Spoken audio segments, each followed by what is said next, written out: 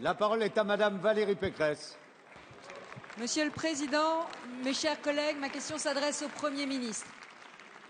Le 16 mars dernier, vers 23 heures, une bande d'une vingtaine de voyous encagoulés prenait d'assaut une rame de RERD en gare de Grigny. Les passagers pris au piège se sont retrouvés sous la menace des coups et des gaz lacrymogènes. Cet acte d'une violence inouïe n'est pas un acte isolé. Les chiffres sont sans appel. Dans les transports en Île-de-France, en janvier et en février, les vols à la tire ont augmenté de 29% dans les RER et dans les trains et de 50% dans les bus. Face à cette dégradation de la sécurité, votre gouvernement semble impuissant. J'en veux pour preuve la relaxe prononcée par le tribunal d'Évry d'une personne interpellée qui, selon le parquet, avait été identifiée par la vidéosurveillance. J'en veux pour autre preuve l'arrestation, la nouvelle arrestation d'un autre membre de la bande remis en liberté pour des actes de violence, gare du Nord, à Paris. Alors la spectaculaire et médiatique arrestation de cette bande n'a d'égal que le silence de votre gouvernement sur les suites judiciaires de cette affaire. Alors, Monsieur le Premier ministre, je vous le demande, que sont devenues précisément les 16 personnes interpellées dans l'affaire du RERD à Grigny?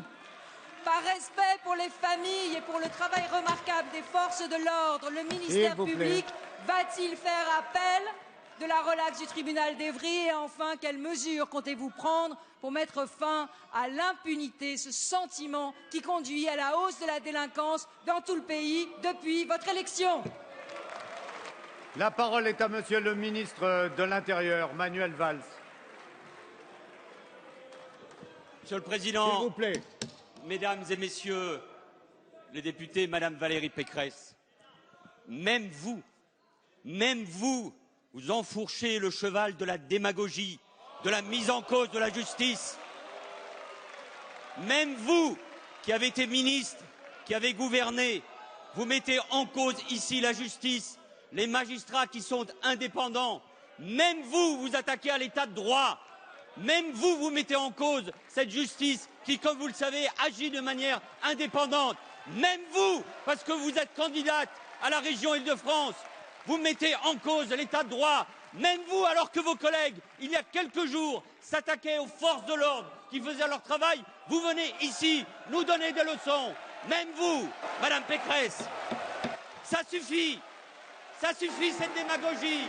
Ça suffit cette démagogie qui n'arrête pas de créer ce climat dans le pays. On retrouve son Alors, calme, Madame s'il vous Pécresse, plaît. ce que je veux vous dire, c'est que les forces de l'ordre, elles sont déterminées Si vous voulez bien vous asseoir. à s'attaquer à cette délinquance que vous n'avez pas été capable d'endiguer.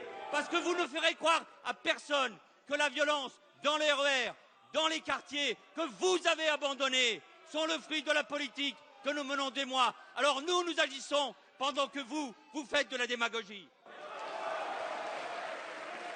Merci. Allez, on retrouve son calme, s'il vous plaît.